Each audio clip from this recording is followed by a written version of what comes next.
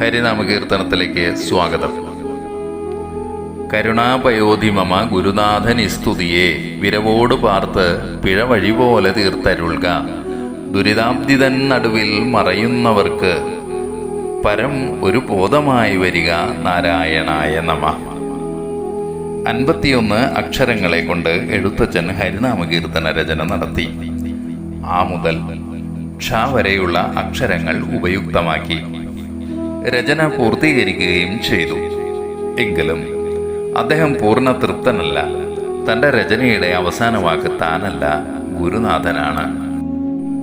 ഗുരുവാണ് ഇത് പരിശോധിച്ച് വിലയിരുത്തേണ്ടത്. തൻ്റെ തൃപ്തി ഗുരുവചനത്തിലാണ്. വെളിച്ചത്തിലേക്ക് തന്നെ കൈപിടിച്ച് നടത്തിയത് ഗുരുവാണ്. അദ്ദേഹം അറിവിൻ്റെ ഇരിപ്പിടം മാത്രമല്ല, കരുണാപയോധി കൂടിയാണ്. വാത്സല്യത്തിൻ്റെ കനിവിൻ്റെ കടലാണ്. അങ്ങനെയുള്ള ഗുരു ഈ കീർത്തനം വിരവോടെ വേഗത്തിൽ തന്നെ ഒന്ന് കൺപാർക്കണം. വെറുതെ നോക്കിയാൽ പോരാ, ആന്തരികമായ ചൈതന്യത്തെ പരിശോധിക്കണം. തെറ്റുകൾ ഉണ്ടാകാൻ സാധ്യതയുണ്ട്. താൻ ശിഷ്യനാണ്.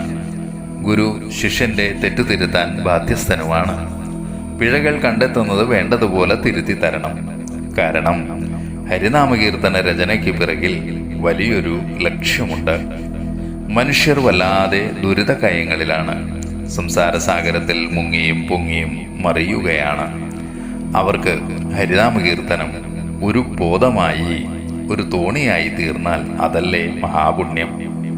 തൻ്റെ കർമ്മം നിഷ്ഫലമാകരുത് എന്നും അത് കേവലം സ്വന്തം തൃപ്തിയോ മറ്റുള്ളവർക്ക് രസമോ മാത്രം പകരുന്ന ഒന്നാകരുത് എന്നും ആചാര്യന് നിർബന്ധമുണ്ട്. കർമ്മത്തിന് അർത്ഥമുണ്ടാകണം. അതിന് അത് മറ്റുള്ളവർക്ക് ഉപകരിക്കണം. വിവിധ ദുഃഖങ്ങളുടെ കടലിൽ കിടന്നു മറയുന്നവർക്ക് തൻ്റെ ഈ അക്ഷരദീപ്തി മറുകരയെത്താൻ പ്രാപ്തമാക്കുമെങ്കിൽ അതിലുമപ്പുറം എന്ത് കർമ്മസാഫല്യമാണ് വേണ്ടത്?